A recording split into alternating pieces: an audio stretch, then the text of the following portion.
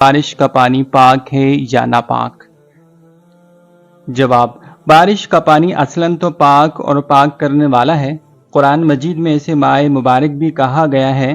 البتہ بارش کا پانی اگر سڑک پر جمع ہو اور وہ صرف بارش کا ہی پانی ہو، اس میں گٹر کے پانی یا دیگر نجاستوں کی آمیزش نہ ہو، تو وہ پانی پاک ہے۔ کپڑوں پر لگنے سے کپڑے ناپاک نہیں ہوں گے، اور اگر بارش کے پانی میں گٹر کے پانی یا دیگر نجاستوں کی آمیزش ہو جائے اور وہ کسی کے کپڑے یا جسم پر لگ جائے تو اس کی دو صورتیں ہیں۔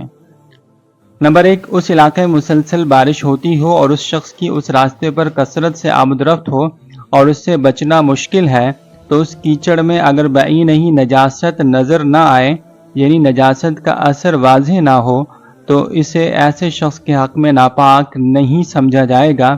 البتہ اگر یہ اسے دھو کر نماز پڑھ لے تو بہت بہتر ہے، اور اگر بعینہ ہی نجاست نظر آئے تو پھر اس کو پاک کرنا ضروری ہوگا۔ دوسری صورت ایسی ہے کہ اس علاقے میں بارش مسلسل اتنی زیادہ نہیں ہوتی، یا اس شخص کی اس راستے پر آمد و رفت آنا جانا کم ہے، تو چونکہ اس کے حق میں یہ ضرورت نہیں ہے اور نہ ہی تنگی ہے، تو ایسے شخص کے لیے بہر صورت اس کو پاک کرنا ضروری ہوگا۔